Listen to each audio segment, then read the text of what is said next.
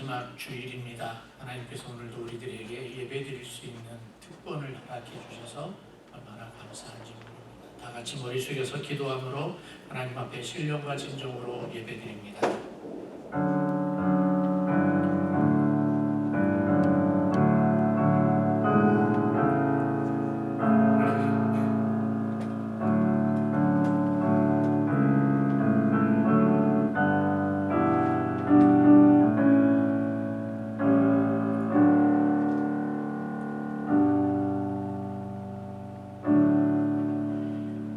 그때에 주께서 환상 중에 주의 성도들에게 말씀하여 이르시기를 내가 능력 있는 용사에게는 돕는 힘을 더하여 백성 중에서 택함 받은 자를 높였으되 내가 내 종 다윗을 찾아내어 나의 거룩한 기름을 그에게 부었도다. 내 손이 그와 함께하여 견고하게 하고 내 발이 그를 힘이 있게 하리로다. 아멘. 전능하신 아버지 하나님 앞에 나와 예배드립니다. 온 우주 만물을 지으신 창조주 하나님을 향하여 예배드립니다. 예수 그리스도의 이름으로 나오며 성령님의 도우심을 받아 하나님 앞에 예배드리오니 하나님은 홀로 영광받아 주시옵소서. 그 어떤 것과도 이 영광을 나누지 마시고 홀로 영광을 받아 주시옵소서. 살아계신 예수님의 이름으로 간절히 기도하옵나이다. 아멘. 사도신경으로 신앙을 고백합니다. 전능하사 천지를 만드신 하나님 아버지를 내가 믿사오며 그 외아들 우리 주 예수 그리스도를 믿사오니 이는 성령으로 잉태하사 동정녀 마리아에게 나시고 본디오 빌라도에게 고난을 받으사 십자가에 못 박혀 죽으시고 장사한 지 사흘 만에 죽은 자 가운데서 다시 살아나시며 하늘에 오르사 전능하신 하나님 우편에 앉아 계시다가 저리로서 산 자와 죽은 자를 심판하러 오시리라. 성령을 믿사오며 거룩한 공예와 성도가 서로 교통하는 것과 죄를 사하여 주시는 것과 몸이 다시 사는 것과 영원히 사는 것을 믿사옵나이다.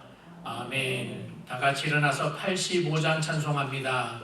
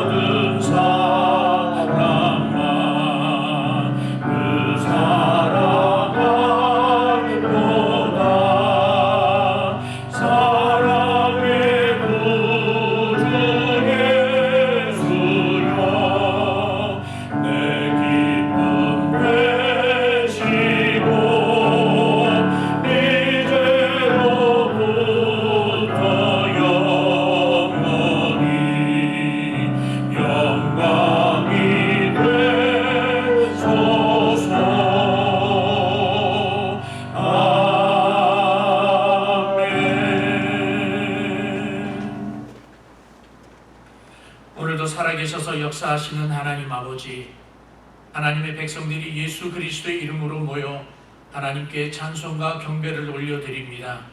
온 우주 만물을 말씀으로 창조하시고 변함없는 섭리로 이끄시는 하나님의 위대하심을 찬양합니다. 죄와 허물로 죽은 우리를 먼저 택하여 주시고 그리스도의 십자가 구속으로 우리를 구원하여 주시며 성령님의 내주하심과 역사하심으로 우리를 저 천성까지 인도하여 주시는 주권의 하나님께 존귀와 영광을 올려드립니다. 오늘도 저희들에게 귀한 은혜를 베푸시사 삼위일체 하나님께 예배를 드릴 수 있게 하심을 감사드립니다.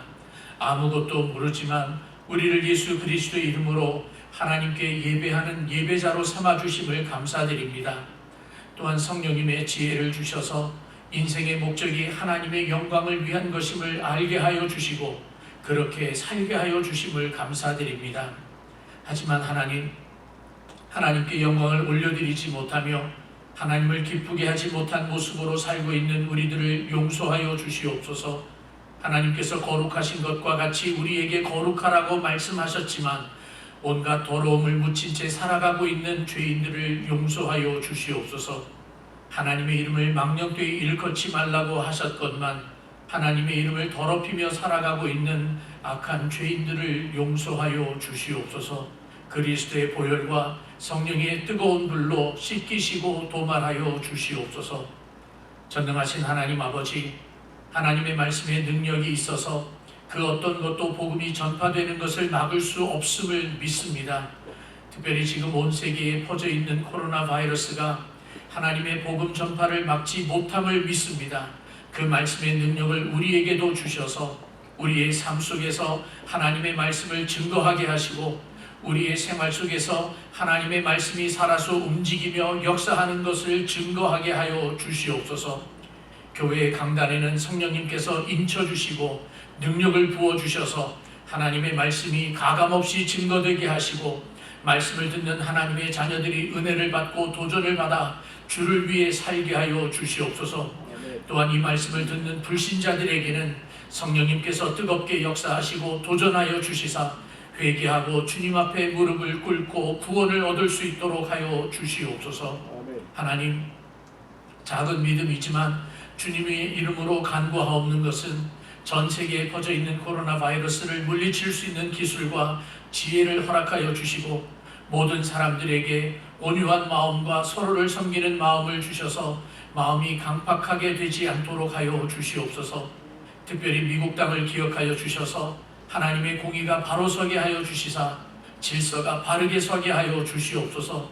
또한 미국 안에 있는 주님의 교회들을 기억하여 주셔서 힘들고 어려운 시기에 더욱 그리스도의 빛을 발하는 주님의 군대들이 되게 하여 주시옵소서. 하나님 아버지, 우리 교회를 불쌍히 여겨주시고 기억하여 주시기를 원합니다. 사람들은 코로나 사태를 지나면서 뉴 노멀 시대라고 이야기합니다. 우리는 그 시대가 어떻게 전개되어질지 모릅니다. 하지만 하나님, 변함없이 하나님을 믿고 변함없이 하나님께 예배하며 그리스도의 십자가를 증거하고 성령님의 인도를 받는 교회가 되기를 원합니다.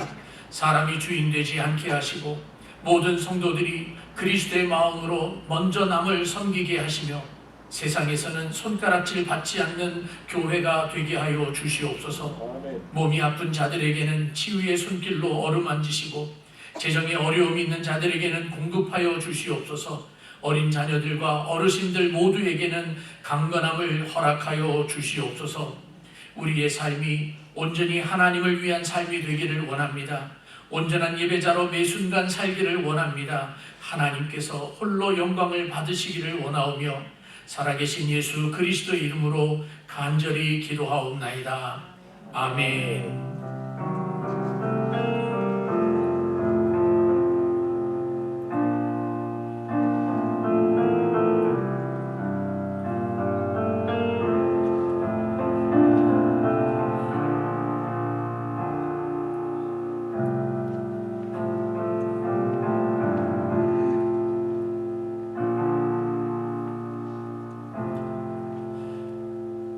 앞뒤 좌우에 있는 분들하고 같이 인사 나눕니다. 샬롬, 반갑습니다. 안녕하세요. 반갑습니다.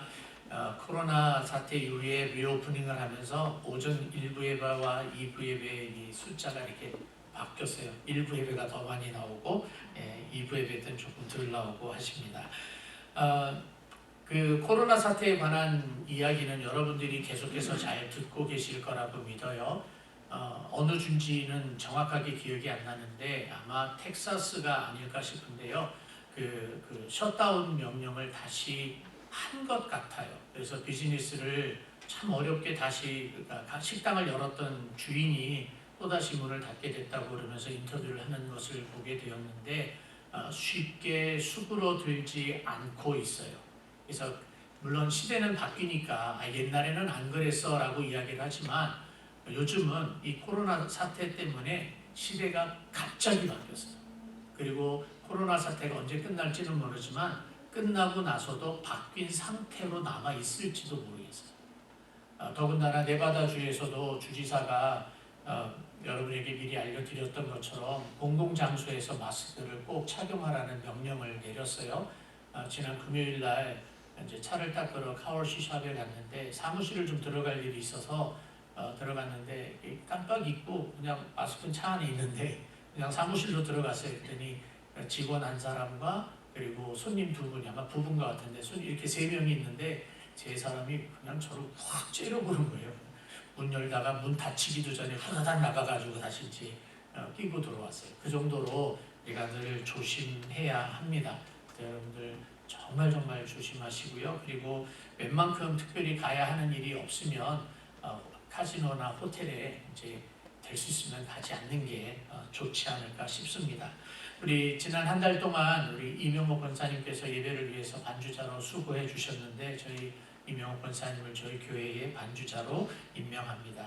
박수로 한번 다시 감사해 주시고요. 잠시 기도하겠습니다. 전능하신 아버지 하나님, 하나님의 교회를 하나님께서 사용하시고 또 예배를 받으실 때에 사람들을 보내주셔서 예배가 이루어지게 하심을 믿고 감사를 드립니다. 하나님, 오랫동안 저희들 반주자를 찾고 있었는데 이렇게 이명옥 권사를 보내주셔서 함께 하나님을 예배하게 하심을 감사합니다. 하나님 아버지, 더욱더 아름다운 예배, 하나님을 영화롭게 하는 예배, 은혜로운 예배가 되게 하시고 권사님의 가정에 필요한 것이 무엇인지 우리는 잘 모르나 하나님께서 공급하시고 책임져 주시옵소서. 살아계신 예수님의 이름으로 기도하옵나이다. 아멘. 계속해서 광고할게요. 여러분 건강 위해서 마스크 쓰시고 손 씻는 거 여러분 절대로 잊지 마시고요. 다음 주일 지나서 월요일부터 7월달 신방이 시작할 예정입니다. 다음 주에는 그래서 이제 기도 카드도 이제 여러분에게 나눠 드릴 텐데 미리 써주셨다가 제가 가면 받으시고 저한테 주시고 그리고 될 수 있으면 집에 들어가지 않도록 하겠습니다. 물론 저도 마스크 쓰고 그리고 가도록 할게요.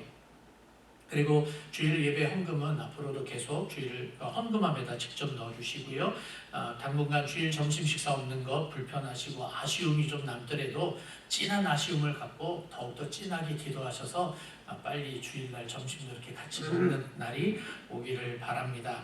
구역 모임이 돌아오는 목요일날 사랑구역부터 시작해서 모이기 시작을 하는데요. 구역장님들, 부구역장님들 조금 일찍 오셔서 테이블을 4개, 5개 이렇게 붙여놓으세요. 그래서 널찍 떨어져 앉을 수 있도록 여러분께서 미리 준비해 주시면 고맙겠습니다.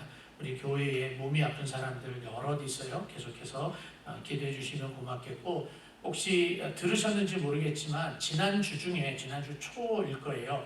저희 교회에서 섬기고 있는 멕시코 오하카에 7.4도의 지진이 있었습니다. 그래서 바로 연락을 드렸는데 답장이 없어갖고 굉장히 걱정을 했는데 그 금요일쯤인가 연락이 왔어요. 이 길로 선교사님한테 연락이 왔는데 다행히 신학교와 그리고 그 ON 신학교인데 그 신학교에서 목사님을 배출을 하고 또 원주민 교회를 이끌어가는 교회들이 있잖아요.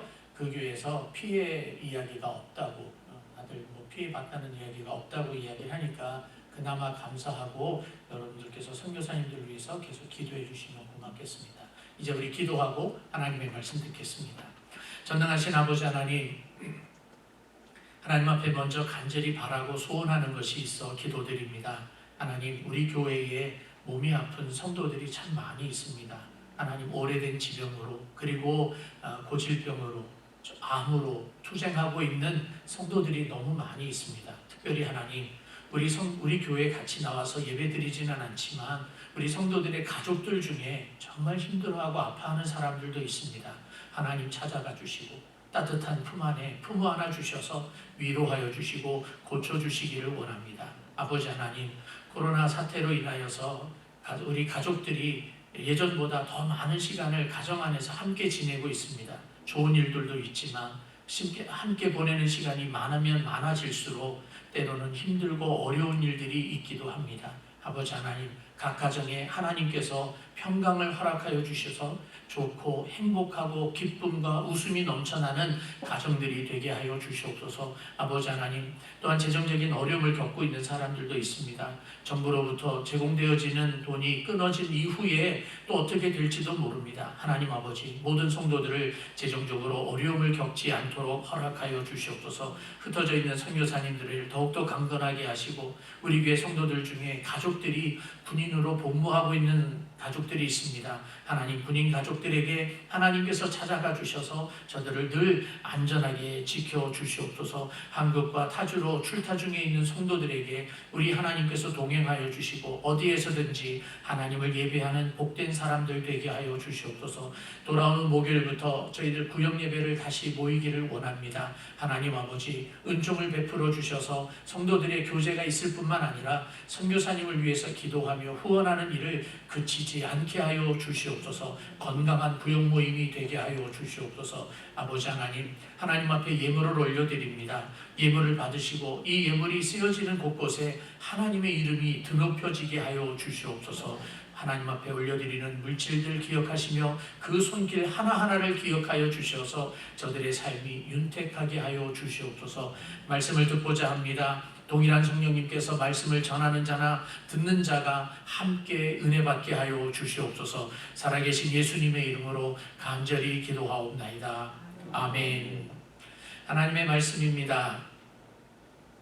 이사야서 5장 1절 2절입니다. 이사야서 5장 1절 2절 두 절 말씀이니까 우리가 한 목소리로 함께 봉독했으면 좋겠습니다. 하나님의 말씀 같이 봉독합니다. 시작.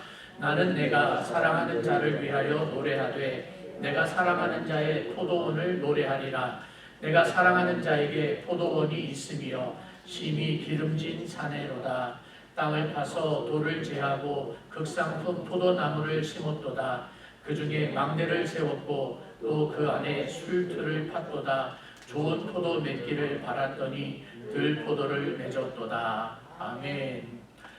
말씀을 시작하기 전에 우리 사적인 이야기인 것 같지만 우리 성도들에게, 우리 라스베가스 장로교회 성도들에게 감사를 먼저 드리고 싶어요.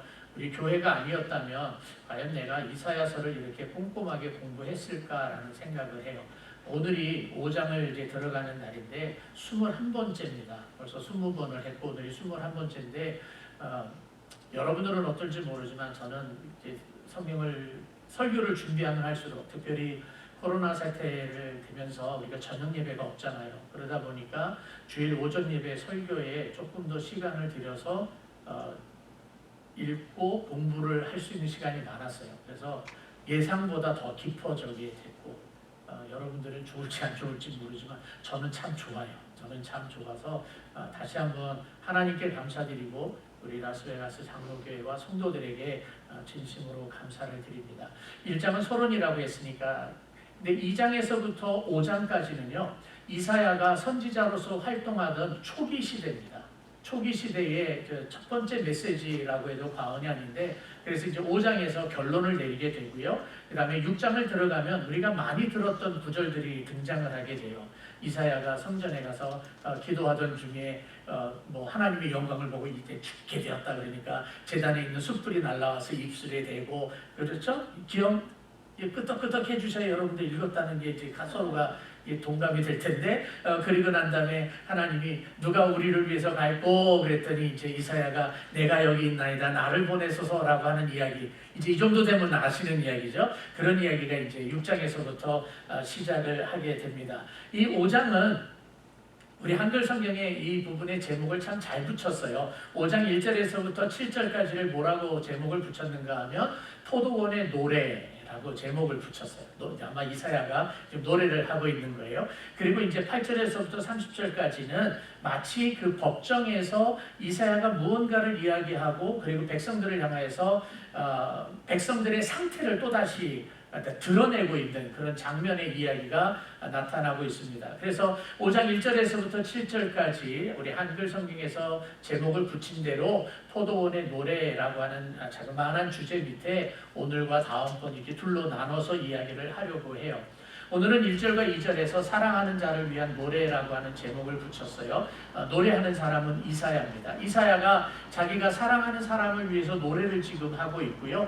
그리고 다음 주에 3절에서부터 7절까지는 그 이사야가 사랑하는 사람이 고소를 하는 장면이 나와요. 그래서 왜 고소를 하게 되었는지는 오늘 말씀 속에서 여러분에게 잠깐 힌트를 드리려고 합니다. 이사야가 누구를 향해서 노래를 하고 있는가 하면 1절 말씀에 보면 이제 내가 사랑하는 자를 위하여 노래한다 라고 되어 있어요. 그래서 저는 이 부분을 친구를 향한 노래, 사랑, 친구를 향한 사랑이라고 하는 제목을 붙였습니다. 여러분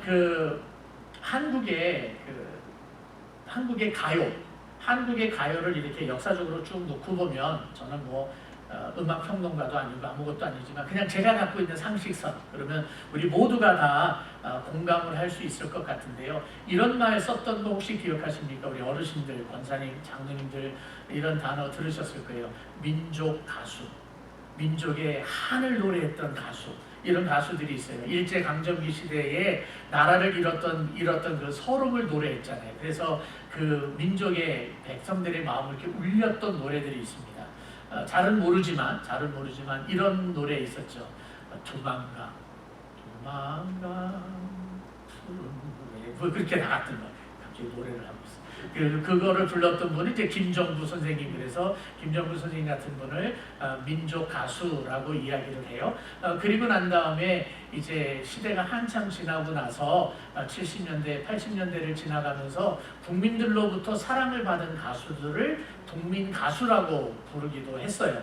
그 국민 가수에 많은 사람들이 있지만 저는 그걸 잘 몰라서 그냥 아는 사람, 그냥 아주 쉽게 떠오르는 사람 이야기를 한다면 조용필이라는 사람. 다들 이렇게 고개를 모른 척 하지 마세요. 여러분 다 알잖아요. 이렇게 고개를 이렇게 끄덕끄덕 하시고 있을 거예요. 그런데 그 국민 가수는 나라에서 백성들로 국민들로부터 사랑을 받는 가수예요. 근데 요즘은 대한민국에서만 사랑을 받는 가수가 아니라 전 세계적으로 사랑을 받는 가수들이 있어요. 그래서 한국의 문화를 전하는 사람들이라고 해서 한류 가수라는 말을 써요.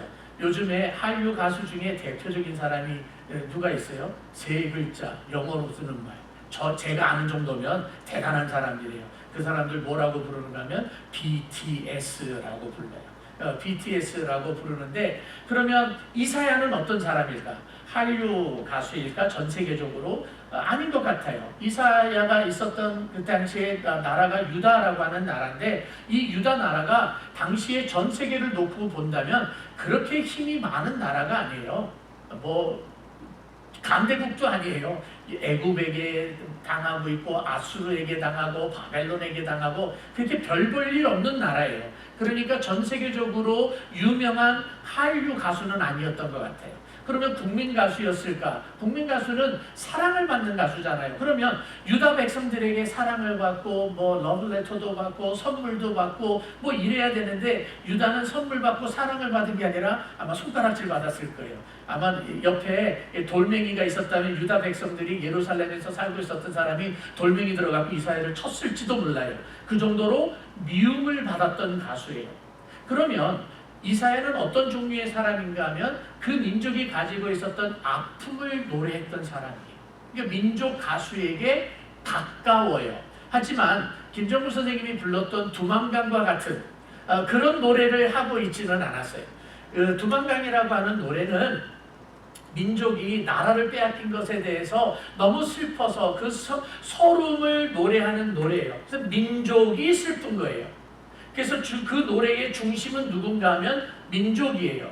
국민들이에요. 백성들이에요. 하지만 이사야가 부르는 노래는 어떤 노래인가 하면 유다가 고통을 받고 앞으로 멸망을 당할 것이다 라고 하는 것을 예고하고 있지만 그들이 정말 억울하게 나라를 잃어버리는 고통이 아니라 그들의 죄악 때문에 나라를 잃어버릴 거라는 거예요. 포로로 잡혀갈 거라는 거예요. 그런데 그 일을 행하시는 분이 누구예요? 하나님이에요. 그 하나님이 중심되어져 있는 노래예요. 그러니까 민족 가수이기는 하지만 백성들을 중심으로 노래를 하는 게 아니라 하나님을 중심으로 노래를 지금 하고 있어요. 그러면서 그 하나님을 자기가 사랑하는 사람이라고 고백을 지금 하고 있는 겁니다. 근데 그 하나님을 자기가 사랑하는 사람이라고 이야기를 하지만 이 하나님을 어떻게 지금 묘사를 하고 있는가 하면 포도원 주인이라고 묘사를 하고 있어요. 1절 말씀 다시 돌아갈게요. 나는 내가 사랑하는 자를 위하여 노래하되 내가 사랑하는 자의 포도원을 노래하리라. 내가 지금 사랑하는 사람을 노래할 것이야. 근데 그 사람에 대해서 노래를 하는데 그 사람이 지금 가지고 있는 포도원을 노래할 거야 라고 이야기하는 거예요. 자, 그런데 이사야가 자기가 사랑하고 있는 그 사람, 최희원 교수님이 번역했던 새주문 성경을 제가 인용을 가끔씩 한다고 그랬잖아요. 새주문 성경에서는 애인이라는 말을 써요. 근데 저는 이제 친구라는 말을 쓰고 싶어요. 아무튼 그 사랑하는 사람에 대해서 노래를 하고 있는데 그분이 지금 하나님이시거든요. 그러면 하나님이 천지를 창조하셨습니다. 내가 사랑하는 하나님을 노래합니다. 그 하나님은 천지를 창조하셨습니다. 그 하나님은 이런 분이십니다. 라고 그 하나님이 위대하신 것을 노래해야 될 텐데 그 하나님에 관해서 이야기를 할 때에 천지 창조가 아니라 포도원 이야기를 하고 있어요. 왜 그런가 하면 이사야가 하나님이 천지를 창조하셨다는 것을 못 믿어서가 아니에요. 하나님이 천지 창조했다는 것을 믿어요. 그런데 이사야는 지금 이 노래에서 초점이 어디에 맞춰졌는가 하면 하나님이 천지를 창조하셨습니다에 초점을 맞추고 있는 것이 아니라 이스라엘에게 초점을 맞추고 있는 거예요.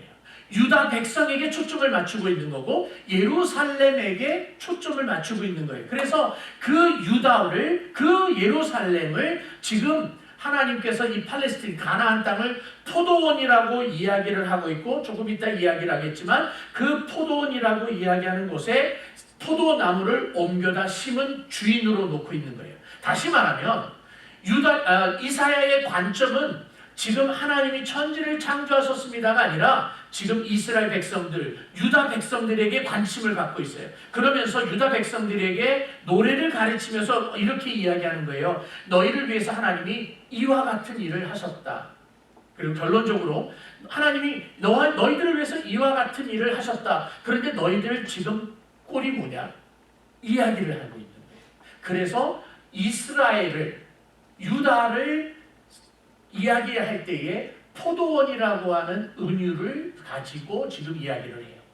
그런데 이 이사야가 하나님을 향하여서 이야기를 할 때 내가 사랑하는 자라고 이야기를 하잖아요. 내가 사랑하는 자라고 이야기하는 것을 아까도 말씀드렸지만 새지문 성경에서는 애인이라는 표현을 썼지만 저는 친구라는 말을 쓰고 싶어요.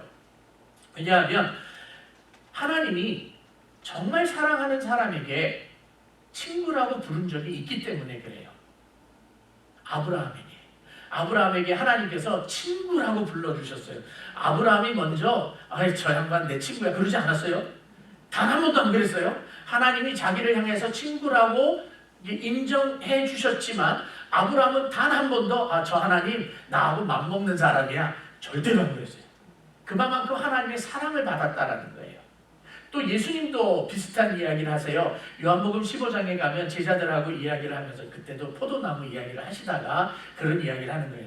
내가 너희들을 종이라고 부르지 않겠다. 내가 이제부터는 너희를 친구라고 부르겠다. 종에게는 그 비밀스러운 일들을 가르쳐주지 않지만 친구들에게는 비밀스러운 일을 가르쳐준다 그러면서 그 제자들을 높여준 거예요. 근데 베드로가 예수님보다 나이가 조금 많거든요. 근데 베드로는 그 이야기를 듣고 난 다음에 단 한 번도 예수님을 놓고 사람들한테 저 양반 내 친구야. 나보다 나이는 어린데 우리 친구 먹기로 했어. 절대로 안 그랬어요. 그것은 예수님께서 베풀어 주시는 사랑이었기 때문에 그래요. 그러나 이사야가 하나님께서 자기를 사랑한다는 것을 알았기 때문에 하나님을 향해서 내가 사랑하는 자라고 지금 고백을 하고 있어요. 여러분들도 하나님 사랑하시죠? 맞지요? 근데 우리가 먼저 하나님을 사랑했을까요? 하나님이 우리를 먼저 사랑하셨을까요? 하나님이 우리를 먼저 사랑하셨습니다. 이 사랑 때문에 우리가 사랑한다고 고백을 하는 거예요. 그러면 이사야는 이 사랑하는 하나님에 대해서 무슨 이야기를 할까요? 지금 하나님께 하나님 당신은 이런 분입니다 라고 이사야가 노래하는 것도 되지만 사실은요, 유다 백성들에게 하나님이 너희를 위해서 이렇게 하신 분이야 라면서 지금 노래를 하는 거예요. 물론 악기를 동원했는지 안 했는지 그거는 잘 모르겠어요. 근데 어쨌든 2절에 하나님께서, 즉 포도원의 주인으로서 하나님께서 이스라엘 백성들, 유다 백성들을 위해서 하신 일이 5가지가 기록이 되어 있습니다. 우리 짧게 보도록 할게요. 첫 번째는 무엇을 했는가 하면 그 땅을 파셨어요. 2절에 이렇게 시작합니다. 땅을 팠다라고 되어 있는데, 여러분들 지금 성경을 가지고 계신다면 여러분 성경에 이 파다라고 하는 단어에 표시를 하세요. 그래서 나중에 조금 아는 척들 하셔도 됩니다. 이 구약 성경에 파다라고 하는 단어가 여기가 유일하게 한 번밖에 안 나오는 단어예요. 이 단어를 써서 하나님께서 땅을 팠다라고 이야기합니다. 하나님께서 땅을 파는 이유가 무엇입니까? 하나님께서 그 가나안 땅을 지금 이제 뭐죠? 포도원으로 만들기를 원하는 거예요. 포도원을 만드는데 1절에서 그런 이야기를 하시죠. 그곳을 기름졌다라고 이야기를 해요. 기름진 곳인데 새지문 성경에서는 그것을 기름진 경사라고 이야기했어요. 그 하나님께서 약속의 땅을 정하시고 거기에다가 지금 포도원을 지금 만드시는 겁니다. 포도원을 하나님께서 만드시려고 했는데 그곳이 딱딱한 땅이었어요. 딱딱한 땅에 그냥 아무 식물을, 나무를 옮겨다 심을 수 없습니다. 요즘에 저희 아내가 하고 있는 일 중에 하나가 뭐냐면 어디서 선인장을 얻어와가지고 선인장이 이렇게 막 새끼치더라고요. 그 새끼친 선인장을 이렇게 옮기는 거를 하는데요. 저는 뭐 어떻게 하는지도 몰라요. 근데 잘 모르는 무식한 사람의 입장에서 선인장이 사막에서 나잖아요. 물 없이도 사실은 살 수 있잖아요. 그러면 사막 땅에다가 그냥 이렇게 푹 그냥 꽂아놓으면 살지 않을까요? 그 선인장을 옮겨 심는다고요. 땅을 파가지고 또 홈디포 가서 뭘 사다가 섞어가지고 놓고 그렇게 하더라고요. 이 선인장 하나를 옮겨 심는데도 그러는데 하나님께서 가나안이라고 하는 땅에 이스라엘 백성들을 옮겨다 심는 것처럼 그 포도원을 만들기 위해서 땅을 파는 거예요. 보통의 수고가 아니에요. 정말 힘든 모습이에요. 여러분 저희 집도 이사를 간 지 제법 오래됐지만 그냥 작은 뒤에 백야드가 있는데 거기다가 뭐 좀 해보겠다고 땅을 파는데 삽질을 하는데 삽이 들어가요? 안 들어가요? 안 들어가죠. 저는 그냥 곧바로 이 10분도 안 걸리게 딱 포기를 했어요. 얼마나 지혜롭게 포기를 했는지 모르겠어요. 딱딱하니까. 근데 포도원 주인이 포도원을 가꾸겠다고 땅을 파는 거예요. 하나님이 유다 백성을 위해서 지금 땅을 판다라고 하는 거예요. 하나님의 수고예요. 두 번째로는 돌을 제거했다라고 이야기합니다. 여러분 팔레스틴에 돌이 어마어마하게 많습니다. 라스베가스는 어때요? 라스베가스도 이 땅 파면 돌멩이밖에 안 나와요. 제가 조금 전에 그랬잖아요. 땅 한번 팠다가 그냥 포기했다는 이유가 뭐냐면요. 뒤에 거기다가 텃밭을 좀 만들어 보겠다고 삽질을 했는데 삽이 안 들어가는 거예요. 왜요? 돌멩이 때문에 안 들어가는 거예요. 이렇게 조금 걷어내 보니까 세상엔 흙보다 돌멩이가 더 많은 거예요. 근데 우리 성도들 집에, 우리 권사님 집 같은 경우에도 텃밭이 있는 분들 계시거든요. 정말 존경합니다. 요즘 이렇게 이야기하죠. 정말로 존경합니다.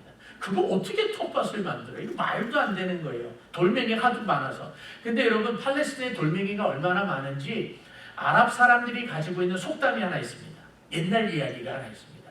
하나님이 이제 천지를 창조하셨을 때 이제 그들에게는 신이죠. 신이 창조하셨을 때에 천사들에게 돌멩이를 옮기라고 했답니다.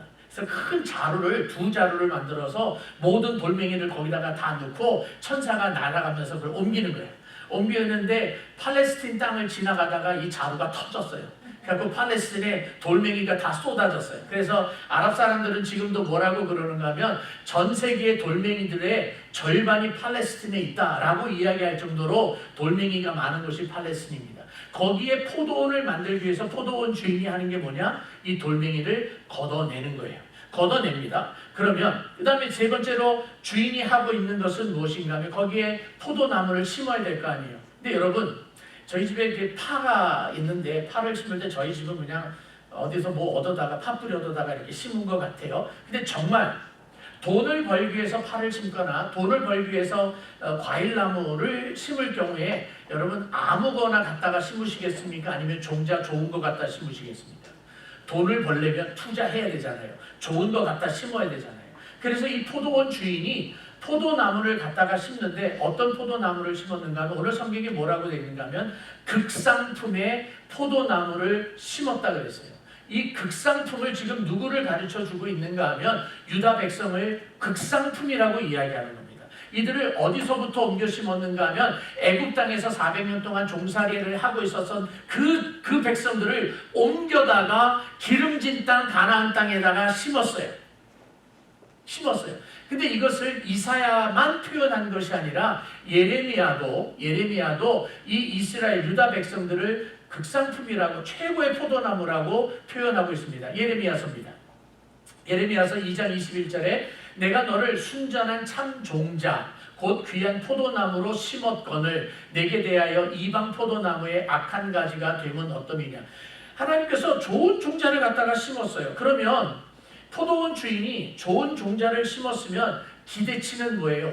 좋은 포도나무를, 포도 열매를 기대하는 거잖아요. 근데 예레미야는 뭐라고 그랬는가 하면 이방 포도나무에 그런 열매가 얻게 되었다라고 지금 예레미야가 한탄을 하고 있는 겁니다. 이런 것, 바로 이 좋은 극상품을 가져다 나왔는데요. 이 극상품의 포도나무를 뭐라고도 표현을 하는가 하면 소렉 포도나무라고도 표현을 합니다. 소렉이라는 단어가 종종 등장을 하는데요. 소렉이 어떨 때는 지명으로도 나타나요.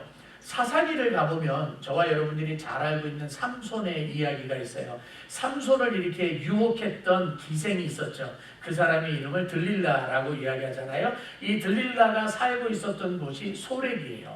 그러면 이 소렉은 그러니까 포도 열매가 아주 좋은 것을 이야기하고 포도주로도 유명한 것을 소렉이라고 이야기합니다. 제주도에 가면 그런 데가 있답니다. 저는 가보지 못했어요. 제주도에 가면 소렉, 포도나무 골짜기 뭐 이렇게 있어서 맛집으로 통하는 집이 있답니다. 뭐 포도주가 유명한지 뭐가 유명한지 모르지만 아무튼 삼손은 그 소렉의 들릴라한테 가가지고 좋은 포도주를 그렇게 많이 마시고 취해서 잠을 자다가 머리카락이 잘려졌는지 뭐 그거는 잘 모르겠어요. 아무튼 하나님께서 옮겨다 심은 나무는 극상품의 포도나무였어요. 네 번째로 하나님께서 포도 주인이 한 일은 뭔가 하면 망대를 세웠습니다. 망대를 세운 것은 단순하게 그 외부로부터의 침입자를 막기 위해서만 망대를 세운 것이 아니라 그 포도나무가 잘 자라고 줄기를 내고 좋은 열매를 맺게 하기 위해서 지켜보고 있는 거예요. 그러니까 두 가지를 다 하는 거예요. 외부로부터의 공격도 지켜야 하고 그 포도나무에서 포도가 잘 맺기를 원해서도 지켜보아야 되는 겁니다. 다섯 번째로 이 포도원 주인이 했던 일은 뭔가 하면 술틀을 만드는 것이었습니다. 그런데 우리 한글 성경에서는 그냥 술틀을 만들었다라고 이야기를 하지만 이 술틀은 그냥 술틀이 아니고요. 돌로 만든 술틀이에요. 돌로 만들었다라고 했을 때 저와 여러분들은 우리 한국 사람들은 쉽게 이해할 수 있는 것이 있어요. 맷돌인데 그 화강암인 걸 알고 있는데 아주 그 단단한 그 돌을 쪼아가지고 그냥 동그란 원을 만드는 원형으로 되어 있는 돌멩이 두 개를 만들잖아요. 두께도 두꺼워요. 그리고선 그걸 양쪽으로 위아래로 놓고 그 가운데에 그 곡물이 들어가게 하고 그러니까 가는 거잖아요. 그렇죠? 그래서 그걸 가지고 이제 뭐 콩국을 만들기도 하고 제가 좋아하는 콩국을 만들기도 하고 그렇게 해요. 그런데 그냥 술틀이 그래서 나무로 만든 술틀이 아니라 돌멩이로 만든 술틀이에요. 그리고 작지 않아요. 커요. 그것을 포도원 주인이 하는 거예요. 여러분 그렇게 해서 그것을 땅을 좀 파서 땅에다가 묻어놓기도 하고 어떨 때는 바위를 깨서 그 바위 안에다가 묻어놓기도 한답니다. 그래서 거기서 포도를 넣고 갈면 뭐를 얻어요? 포도즙을 얻게 되고 포도즙을 조금 발효를 시키면 그게 이제 포도주가 되는 거잖아요. 그렇게 하는 이유가 뭐예요? 포도주를 얻기 위한 거예요. 포도즙을 얻기를 원하는 것이 바로 이 주인이 원하는 거예요. 근데 이 주인이 5가지를 합니다. 5가지가 땅을 파고 돌멩이를 없애고 그리고 극상품의 아주 최고의 포도나무를 옮겨 심고 망대를 세우고 그리고 술투를 만들었어요. 왜요? 좋은 상품을 얻으려고, 주인이 기쁘기 위해서. 여기에서 우리가 잊지 말아야 되는 아주 귀한 진리가 담겨져 있습니다. 이 5가지를 주인이 행하는 동안에 땅을 파고 돌멩이를 없애고 극상품의 포도나무를 옮겨 심고 망대를 세우고 술투를 만들고 있는 동안에 질문, 포도나무가 한 것이 무엇이 있습니까? 없습니다. 포도나무가 한 것은 단 한 가지도 없습니다. 주인이 그 포도나무 옮겨 심었고 주인이 땅을 팠고 주인이 돌멩이를 없앴고 주인이 망대를 세우고 주인이 술투를 만든 겁니다. 저와 여러분들을 택하셔서 구원을 얻게 하시는 동안에 우리가 한 것은 단 하나도 없습니다. 이스라엘 백성들이 가나안 땅에 정착하기까지 그들이 행한 것은 없습니다. 하나님이 애굽 땅에서 건져주시고 홍해바다 건너가게 하시고 광야 40년 걸어가게 하시고 율법을 주시고 선지자의 말씀을 주셔서 가나안 땅에 들어오게 하시고, 아멘. 그리고 그곳에 정착하게 하신 분이 하나님이십니다. 이스라엘을 하나님의 백성이라고 만드신 분은 하나님이십니다. 구원의 교리가 여기에 있는 겁니다. 전적인 선택은 하나님이 하시는 것입니다. 저와 여러분들의 구원도 하나님이 전적으로 이루어 주신 거예요. 저와 여러분들을 구원하시기 위해서, 택하시기 위해서 우리에게 찾아오신 다음에 내가 너 구원해 주려고 그러는데 한 100만 원 낼래? 너 주일날 예배 한 번도 빠지지 않고 올래? 그러면 내가 너 구원해 줄게. 내가 너 택해 줄게. 그렇게 약속하셨냐고요? 그렇게 조건을 주셨냐고요? 아니에요, 여러분.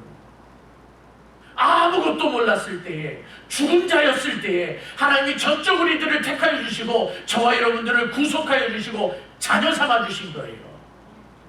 이게 구원이에요. 이 말씀 속에서 하나님의 전적인 선택의 구원의 역사가 가르쳐주고 있는 거예요. 하나님이 기쁘시기 위해서, 하나님의 이름을 나타내기 위해서, 하나님의 영광을 선포하기 위해서. 그런데 포도원의 주인은 그렇게 기대하고 있는 거예요. 포도원 주인을 위해서 좋은 상품을 얻기를 원하는 거예요. 좋은 포도 열매를 얻기를 원하는 거예요. 근데 오늘 우리 한글 성경에 정말 아쉽게 번역이 이 부분이 빠졌어요. 저와 여러분들이 너무나 잘 아는 겁니다. 제가 아주 너무너무 강조를 하기 때문에 그래요. 제가 2절 다시 읽을게요. 여러분 성경에 보십시오. 땅을 파서 돌을 제하고 극상품 포도나무를 심었도다. 그 중에 망대를 세웠고 또 그 안에 술을 팠도다. 그 다음에 그러나가 있어야 돼요. 포도원 주인이 그렇게 땅을 파고 돌멩이를 없애고 극상품의 포도나무를 옮겨다 심고 망대를 세우고 술투를 만들었는데 그러나 너희들은 그렇게 하지 않았다는 거예요. 좋은 포도 열매를 맺은 것이 아니라 무슨 포도 열매를 얻었어요? 성경이 뭐라고 있어요? 들포도를 얻었다. 근데 여러분 이 들포도는요, 한글로 번역을 할 때에 정말 좋은 단어를 쓴 거예요. 이게 그냥 솔직하게 노골적으로 표현을 하면, 이게 제 표현이에요, 여러분. 영어 성경에는 wolf grape라고 돼 있어요. 늑대 포도라고 돼 있어요. 근데 제가 표현하고 싶은 거는요, 개포도예요. 개포도예요. 무슨 말이냐면 조도 안 먹는 거예요. 이 개포도라고 하는 이 단어가 아랍 사람들이 해석을 할 때는요, 사람은 먹지도 않는 거예요. 취급하지도 않는 거예요. 그냥 들포도, 그러니까 와일드 베리처럼 산딸기처럼 먹어도 절대로 아니에요. 조도 안 먹는 거예요. 갖다 내버리는 거예요. 그러면 무슨 말이에요? 하나님께서 좋은 포도 열매를 맺기 위해서 그런 기대치를 가지고 옮겨다 심고 땅을 만들고 그곳에다가 넣었는데 개포도를 얻었어요. 그 갖다가 버리는 거예요. 그게 이사야의 예언이에요. 갖다 버리신다는 거예요. 포로로 잡혀가게 하시는 거예요. 포로로 잡혀가게 하시는 거예요. 여기에 하나님께서 저와 여러분들에게 도전하시는 말씀이 있습니다. 하나님은 이스라엘 백성들이 똑똑하고 잘나고 이스라엘 백성들이 다른 민족과 무언가 다른 것이 있기 때문에 그 조건을 보고 택한 것이 아니에요. 그냥 택했기 때문에 거룩한 백성이 된 거예요. 어저께 새벽 예배 나오셨던 분들, 제가 이런 이야기 했습니다. 거룩이다라는 말이 무엇이냐? 거룩하다라고 하는 것은 그 사람이 특별하고 그 장소가 특별하며 그 물건이 특별하기 때문에 거룩한 것이 아니라 하나님께서 구별시키시고 하나님을 위해서 쓰임을 받을 때에 거룩하게 되는 거예요. 이스라엘 백성과 이스라엘 민족이 특별하게 잘난 것이 있어서 거룩하게 된 것이 아니에요. 하나님께서 쓰시겠다고 그들을 택했기 때문에 거룩한 백성이 된 거예요. 예루살렘 성도 특별해서 거룩한 도성이 된 것이 아니에요. 하나님께서 쓰시겠다고 작정하셨기 때문에 거룩한 도성이 된 거예요. 저와 여러분들도 마찬가지입니다. 우리가 특별하기 때문에 거룩한 백성이 된 게 아니에요. 하나님이 하나님을 위해서 쓰시겠다고 저와 여러분들을 택하여 주시고 세상 사람들과는 구별하여 주셨기 때문에 거룩한 백성이 된 거예요. 믿으시면 아멘 합시다. 그러면 하나님의 기대가 있잖아요. 저와 여러분들을 택하시고 저와 여러분들을 구별하셨을 때에는 기대치가 있으신 거예요. 저와 여러분들을 통하여서 아름다운 열매를 보기를 원하시는 거예요. 사도 바울의 표현으로 한다면 성령의 9가지 열매를 보기를 원하시는 거예요. 저와 여러분들을 통하여서 하나님의 영광이 드러나기를 원하시는 거예요. 저와 여러분들을 통하여서 하나님이 기뻐하시기를 원하시는 거예요. 우리를 통해서 아름다운 포도 열매를 보기를 원하셨는데 이렇게 도전을 하고 있어요. 혹시 들포도를 맺고 있지는 않을까? 그래서 하나님이 고소하는 거예요. 그게 다음 주 설교예요. 사랑하는 성도 여러분, 우리 예수님을 믿는 사람들입니다. 우리가 예수님을 믿는다라고 이야기했을 때는 우리 기본적인 것은 알고 있어요. 그런데 한번 조금만 더 깊이 한번 생각해 봅시다. 여러분들은 예수님을 믿는다라고 하는 것이 어떤 의미입니까? 주일날 교회 가는 거예요. 예, 맞아요. 예수님을 믿는 사람이 주일날 교회에 와요. 그러나 주일날 교회 오는 것이 예수님을 믿는 것의 전부는 아니잖아요.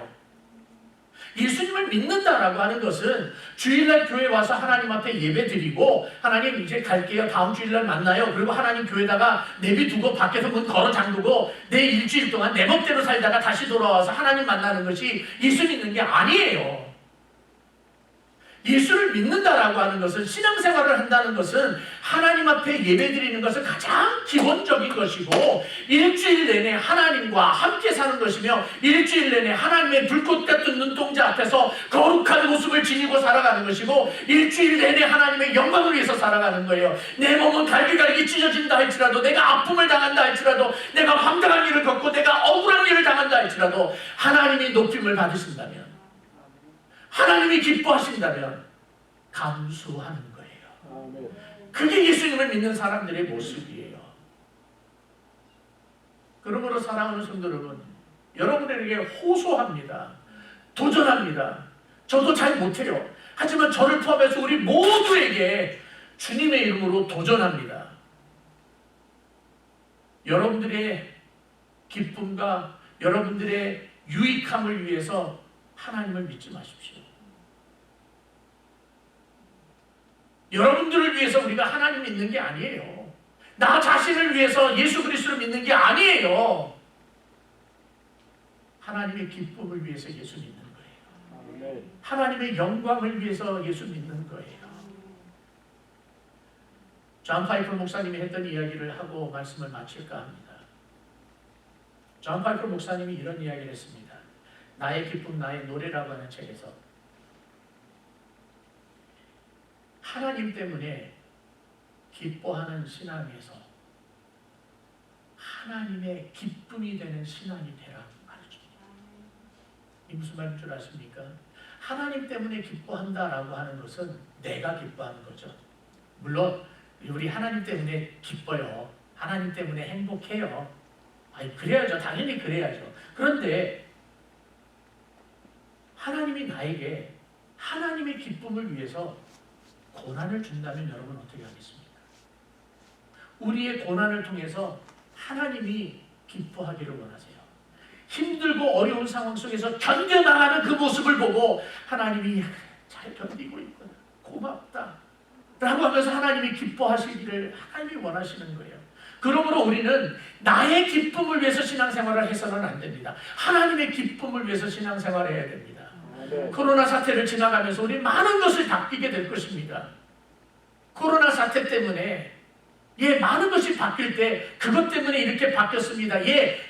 이해해요. 하지만 여러분, 바뀌지 않는 것이 있습니다. 하나님 절대로 바뀌지 않습니다. 예수 그리스도가 십자가에서 못 박혀 죽으셨다는 사실은 결코 바뀌지 않는 진리입니다. 성령님께서 역사하시고 성령님께서 인도하신다는 이것은 만고의 진리입니다. 성경이 가르쳐주고 있는 것입니다. 그러므로 하나님을 예배하는 것이 바뀌지 않습니다. 하나님 앞에 헌신하는 것이 바뀌지 않습니다. 하나님의 이름을 위해서 결단하면서 살아가는 것이 결단코 바뀌지 않습니다. 그러므로 여러분, 하나님을 위해서 순종하고 하나님을 위해서 고난받고 하나님을 위해서 몸부림치면서 살아가는 충성된 종이 되기를 원합니다. 하나님은 우리에게 기대하고 계십니다. 그 기대에 미치는 좋은 극상품의 열매를 맺는 여러분들 되기를 주님의 이름으로 축복합니다. 전능하신 아버지 하나님, 참 부족하고 연약하지만 우리들을 택하여 주셔서 하나님의 자녀로 만들어 주셨습니다. 근데 하나님의 자녀답지 못하게 살아가는 우리의 못난 모습을 용서하여 주시옵소서. 하나님은 우리를 택하시고 우리에게서 좋은 열매를 기대하고 계셨는데 우리는 우리의 삶이 지저분하고 더럽고 추잡하고 악한 모습으로 살아가는 우리의 모습이 되어버리고 말았습니다. 하나님, 용서하여 주시옵소서. 이제 오직 하나님의 영광을 위해서 살겠습니다. 하나님의 기쁨이 되겠습니다. 하나님, 우리가 고통을 받는다 할지라도 어려움을 당한다 할지라도 이 겪어가는 과정 속에서 하나님의 살아계심을 증거하게 하시고 하나님의 영광을 드높이게 하여 주시옵시고 예수 그리스도의 십자가 구속의 사건을 당당하게 증거하는 백성들 되게 하여 주시옵소서. 살아계신 예수님의 이름으로 간절히 기도하옵나이다. 아멘. 다 같이 일어나서 2장 찬송합니다.